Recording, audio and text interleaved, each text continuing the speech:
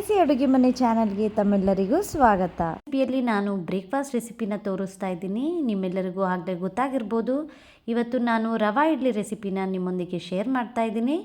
ಅದರ ಜೊತೆಗೆ ಸಿಂಪಲ್ ಆಗಿ ಒಂದು ಆಲೂ ಸಾಗು ರೆಸಿಪಿನೂ ಕೂಡ ನಿಮ್ಮೊಂದಿಗೆ ಶೇರ್ ಮಾಡ್ತಾ ಇದ್ದೀನಿ. ತುಂಬ ಸಾಫ್ಟಾಗಿ ಬರುವಂತಹ ರೆಸಿಪಿ ಇದು, ತುಂಬ ಈಸಿ ಆಗಿರುವಂಥ ರೆಸಿಪಿ. ಮತ್ತೆ ಯಾಕೆ ತಡ, ಈಗ ರೆಸಿಪಿನ ಶುರು ಮಾಡೋಣ ಬನ್ನಿ. ಮೊದಲಿಗೆ ಇಲ್ಲಿ ಬಾಣಲಿಗೆ ನಾನು 2 ಟೇಬಲ್ ಸ್ಪೂನ್ನಷ್ಟು ಎಣ್ಣೆನ ಹಾಕೋತಾ ಇದ್ದೀನಿ. ಅದಕ್ಕೆ 1 ಟೇಬಲ್ ಸ್ಪೂನ್ನಷ್ಟು ಸಾಸಿವೆ, 1 ಟೇಬಲ್ ಸ್ಪೂನ್ ಕಡಲೆಬೇಳೆ, 1 ಟೇಬಲ್ ಸ್ಪೂನ್ ಉದ್ದಿನಬೇಳೆ ಅದನ್ನು ಹಾಕ್ಕೊಂಡು ಸ್ವಲ್ಪ ಹಾಗೆ ಫ್ರೈ ಮಾಡ್ಕೋತಾ ಇದ್ದೀನಿ. ಸ್ವಲ್ಪ ಕೆಂಪಗಾಗೋವರೆಗೆ ಫ್ರೈ ಮಾಡ್ಕೊಂಡಿದ್ದ ನಂತರ ಒಂದು ಚಿಟಿಕೆಯಷ್ಟು ಇಂಗು ಮತ್ತು 2 ಸಣ್ಣದಾಗಿ ಹೆಚ್ಚಿರುವಂತಹ ಹಸಿಮೆಣಸಿನ್ಕಾಯಿ ಹಾಗೆ ಸ್ವಲ್ಪ ಕರಿಬೇವು ಸೊಪ್ಪನ್ನು ಹಾಕಿ ನಾನು ಮಿಕ್ಸ್ ಮಾಡ್ತಾ ಇದ್ದೀನಿ. ಒಂದು 30 ಸೆಕೆಂಡ್ಸ್ ಇದನ್ನು ಹಾಗೆ ಬಾಡಿಸ್ಕೊಳ್ಳಿ. ನಂತರ 1 ಟೇಬಲ್ ಸ್ಪೂನಷ್ಟು ತುರಿದಿರುವಂತಹ ಶುಂಠಿನ ಹಾಕ್ಕೊಂಡು ಹಾಗೆ ಫ್ರೈ ಮಾಡ್ಕೋತಾ ಇದ್ದೀನಿ. ಇದನ್ನು ಕೂಡ ಒಂದು 30 ಸೆಕೆಂಡ್ ಸಣ್ಣ ಉರಿಯಲ್ಲಿ ಇಟ್ಕೊಂಡು ಫ್ರೈ ಮಾಡ್ಕೊಳ್ಳಿ. ಈಗ ಅದಕ್ಕೆ 2 ಕಪ್ನಷ್ಟು ನಾನು ಉಪ್ಪಿಟ್ಟು ರವೆನ ನಾನಿಲ್ಲಿ ಹಾಕೋತಾ ಇದ್ದೀನಿ. ಇದನ್ನು ಕೂಡ ನಾವು ಉಪ್ಪಿಟ್ಟು ಮಾಡಬೇಕಾದ್ರೆಲ್ಲ ರವೆ ಉರಿತೀವಲ್ಲ, ಅದೇ ರೀತಿ ಹುರ್ಕೋಬೇಕಾಗತ್ತೆ. ಸ್ವಲ್ಪ ಘಮ ಬರೋವರೆಗೆ ಸಣ್ಣ ಉರಿಯಲ್ಲಿ ಇಟ್ಕೊಂಡು ಚೆನ್ನಾಗಿ ಹುರ್ಕೊಳ್ಳಿ. ಬೇಗ ಆಗುವಂತಹ ಬ್ರೇಕ್ಫಾಸ್ಟ್ ರೆಸಿಪಿ ಇದು. ಈಗ ಚೆನ್ನಾಗಿ ಹುರಿದಿದ ನಂತರ ಸ್ಟವ್ನ ಆಫ್ ಮಾಡಿಬಿಟ್ಟು ಕೊತ್ತಂಬರಿ ಸೊಪ್ಪು ಮತ್ತು ಇಲ್ಲಿ ಪುದೀನನ ನಾನು 1-2 ಟೇಬಲ್ ಸ್ಪೂನಷ್ಟು ಹಾಕ್ಕೊಂಡು ಹಾಗೆ ಮಿಕ್ಸ್ ಮಾಡ್ತಾ ಇದ್ದೀನಿ. ಪುದೀನ ಇಲ್ಲಿ ಆಪ್ಷನಲ್, ಬೇಕಂದರೆ ಹಾಕ್ಕೊಳ್ಳಿ, ಹಾಕಿದ್ರೆ ಘಮ ತುಂಬಾ ಚೆನ್ನಾಗಿರುತ್ತೆ ಇಡ್ಲಿದು. ಈಗ ಅದನ್ನು ಒಂದು ಪಾತ್ರೆಗೆ ಹಾಕ್ಬಿಟ್ಟು ಚೆನ್ನಾಗಿ ಆರೋಕ್ಕೆ ಬಿಡಬೇಕಾಗುತ್ತೆ. ರೂಮ್ ಟೆಂಪರೇಚರ್ಗೆ ಬರೋವರೆಗೆ ಅದನ್ನು ಆರೋಕ್ಕೆ ಬಿಡಬೇಕು. ಚೆನ್ನಾಗಿ ಆರಿದ ನಂತರ 1 ಟೇಬಲ್ ಸ್ಪೂನಷ್ಟು ಉಪ್ಪನ್ನು ಹಾಕಿಬಿಟ್ಟು ಅದನ್ನು ಚೆನ್ನಾಗಿ ಮಿಕ್ಸ್ ಮಾಡ್ಕೋತಾ ಇದ್ದೀನಿ.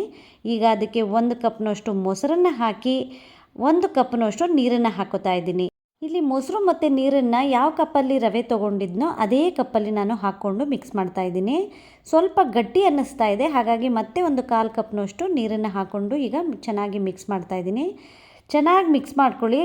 ಈಗ ಸ್ವಲ್ಪ ಗಟ್ಟಿ ಅನ್ನಿಸ್ತಾ ಇರ್ಬೋದು, ಆಮೇಲೆ ಗೊತ್ತಾಗುತ್ತೆ ಹೇಗಿರುತ್ತೆ ಅಂತ. ಈಗ ಅದನ್ನು ಮುಚ್ಚಳ ಮುಚ್ಚಿ ಒಂದು 20 ನಿಮಿಷನಾದರೂ ಹಾಗೆ ಬಿಡಬೇಕಾಗತ್ತೆ. ಈಗ ನೋಡಿ 20 ನಿಮಿಷ ಆಗಿದ ನಂತರ ಎಷ್ಟು ಗಟ್ಟಿಯಾಗಿದೆ ಅಂತ. ನೀರನ್ನು ರವೆ ಚೆನ್ನಾಗಿ ಕುಡ್ದಿರುತ್ತೆ, ಹಾಗಾಗಿ ತುಂಬ ಗಟ್ಟಿಯಾಗಿರುತ್ತೆ.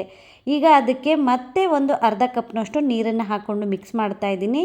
ಇನ್ನೂ ಹದ ಸಾಲ್ತಾ ಇಲ್ಲ, ಹಾಗಾಗಿ ನಾನು ಮತ್ತೆ 1 ಕಪ್ನಷ್ಟು ನೀರನ್ನು ಹಾಕ್ಕೊಂಡು ಚೆನ್ನಾಗಿ ಮಿಕ್ಸ್ ಮಾಡ್ತಾ ಇದ್ದೀನಿ.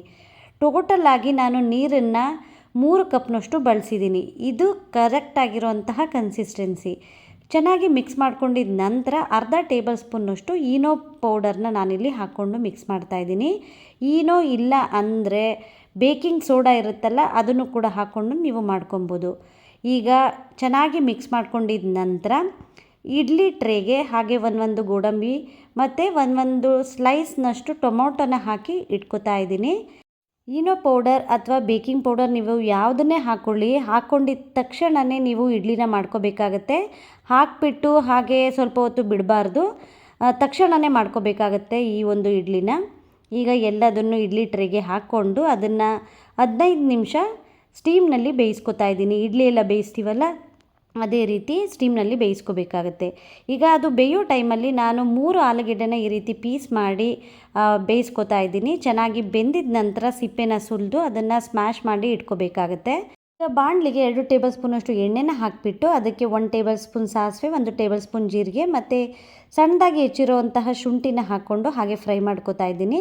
ಅದಕ್ಕೆ ಚಿಟಿಕೆಯಷ್ಟು ಇಂಗನ್ನು ಸೇರಿಸಿ 1 ಈರುಳ್ಳಿನ ಸಣ್ಣದಾಗಿ ಹೆಚ್ಚಿಬಿಟ್ಟು ಅದನ್ನು ಕೂಡ ಹಾಕ್ಕೊಂಡು 1 ನಿಮಿಷ ಸಣ್ಣ ಉರಿಯಲ್ಲಿ ಈ ರೀತಿ ಫ್ರೈ ಮಾಡ್ಕೋಬೇಕಾಗತ್ತೆ. ಅದಕ್ಕೆ ಹಾಗೆ ಸ್ವಲ್ಪ ಕರಿಬೇವಿನ ಸೊಪ್ಪನ್ನು ಹಾಕ್ಕೊಂಡು ಕೂಡ ಚೆನ್ನಾಗಿ ಫ್ರೈ ಮಾಡ್ಕೊಳ್ಳಿ. ಈರುಳ್ಳಿ ಸ್ವಲ್ಪ ಟ್ರಾನ್ಸ್ಪರೆಂಟಾಗಿ ಫ್ರೈ ಮಾಡ್ಕೊಂಡಿದ್ದ ನಂತರ 3 ಉದ್ದಗೆ ಹೆಚ್ಚಿರುವಂತಹ ಹಸಿಮೆಣಸಿಕಾಯಿನ ನಾನಿಲ್ಲಿ ಹಾಕ್ಕೊಂಡು ಅದನ್ನು ಕೂಡ ಚೆನ್ನಾಗಿ ಫ್ರೈ ಮಾಡ್ಕೋತಾ ಇದ್ದೀನಿ. ಈಗ 1 ಟೇಬಲ್ ಸ್ಪೂನ್ನಷ್ಟು ಅರಿಶಿನ ಪುಡಿನ ಹಾಕ್ಕೊಂಡು ಹಾಗೆ ಮಿಕ್ಸ್ ಮಾಡ್ತಾ ಇದ್ದೀನಿ. ಚೆನ್ನಾಗಿ ಈರುಳ್ಳಿ ಫ್ರೈ ಆಗಿದ ನಂತರ 1 ಟೇಬಲ್ ಸ್ಪೂನ್ನಷ್ಟು ಉಪ್ಪನ್ನು ಸೇರಿಸಿ ಅದನ್ನು ಕೂಡ ಮಿಕ್ಸ್ ಮಾಡ್ಕೋತಾ ಇದ್ದೀನಿ.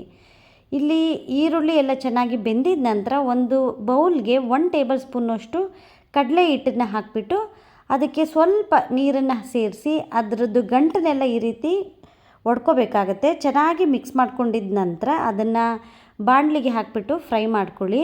ಮಾಮೂಲಿ ಬಜ್ಜಿ ಬೋಂಡ ಎಲ್ಲ ಮಾಡ್ತೀವಲ್ಲ ಅದೇ ಕಡಲೆ ಹಿಟ್ಟನ್ನು ಹಾಕ್ಕೊಂಡು ಈ ರೀತಿ ಮಿಕ್ಸ್ ಮಾಡ್ಕೊಳ್ಳಿ. ಇದು ಹಾಕೋದ್ರಿಂದ ಸಾಗೋದು ಕನ್ಸಿಸ್ಟೆನ್ಸಿ ಚೆನ್ನಾಗಿ ಬರುತ್ತೆ. ಈಗ ಚೆನ್ನಾಗಿ ಮಿಕ್ಸ್ ಮಾಡ್ಕೊಂಡಿದ್ದ ನಂತರ ನಾನು ಅರ್ಧ ಕಪ್ನಷ್ಟು ನೀರನ್ನು ಸೇರಿಸಿ ಅದನ್ನು ಕೂಡ ಚೆನ್ನಾಗಿ ಮಿಕ್ಸ್ ಮಾಡ್ತಾಯಿದ್ದೀನಿ. ಒಂದು ಕುದಿ ಬಂದಿದ್ದ ನಂತರ ಸ್ಮ್ಯಾಶ್ ಮಾಡಿರ್ತೀವಲ್ಲ ಆ ಆಲೂಗೆಡ್ಡೆನ ಹಾಕ್ಕೊಂಡು ಚೆನ್ನಾಗಿ ಮಿಕ್ಸ್ ಮಾಡ್ಕೊಳ್ಳಿ. ಈಗ ನೋಡ್ತಾ ಇರ್ಬೋದು ಮ್ಯಾಶ್ ಆಗಿರೋಂಥ ಆಲೂಗೆಡ್ಡೆನ ನಾನಿಲ್ಲಿ ಸೇರಿಸ್ಕೊತಾ ಇದ್ದೀನಿ. ಈಗ ಹಾಕ್ಕೊಂಡು ಚೆನ್ನಾಗಿ ಒಂದು ಸರಿ ಮಿಕ್ಸ್ ಮಾಡ್ಕೊಳ್ಳಿ. ಉಪ್ಪು ಬೇಕು ಅಂದರೆ ಉಪ್ಪನ್ನು ಕೂಡ ನೀವಿಲ್ಲಿ ಆ್ಯಡ್ ಮಾಡ್ಕೊಬೋದು.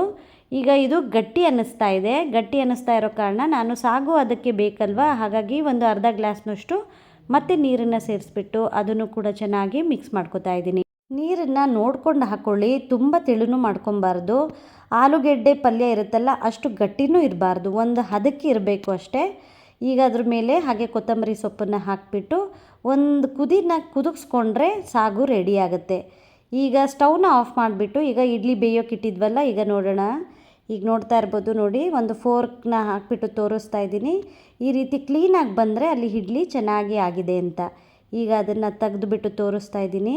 ಈನೋ ಪೌಡರ್ ಹಾಕಿರೋದ್ರಿಂದ ತುಂಬಾ ಸ್ಪಾಂಜಿಯಾಗಿ ಬರುತ್ತೆ. ಹೋಟ್ಲಲ್ಲೆಲ್ಲ ಟೇಸ್ಟ್ ಮಾಡ್ತೀವಲ್ಲ ಅದೇ ರೀತಿ ಸ್ಪಾಂಜಿಯಾಗಿ ಟೇಸ್ಟಿಯಾಗಿರುತ್ತೆ ಈ ಒಂದು ಇಡ್ಲಿ. ಈ ಇಡ್ಲಿ ಜೊತೆ ಆಲೂ ಸಾಗು ಮತ್ತು ಕಾಯಿ ಚಟ್ನಿ ತುಂಬಾ ಒಳ್ಳೆ ಕಾಂಬಿನೇಷನ್. ಈ ಒಂದು ರೆಸಿಪಿ ನಿಮ್ಮೆಲ್ಲರಿಗೂ ಇಷ್ಟ ಆಗಿದೆ ಅನ್ಕೋತೀನಿ. ಮುಂದಿನ ರೆಸಿಪಿಯಲ್ಲಿ ಭೇಟಿಯಾಗ್ತೀನಿ. ಅಲ್ಲಿವರೆಗೂ thank you for watching my video. Bye.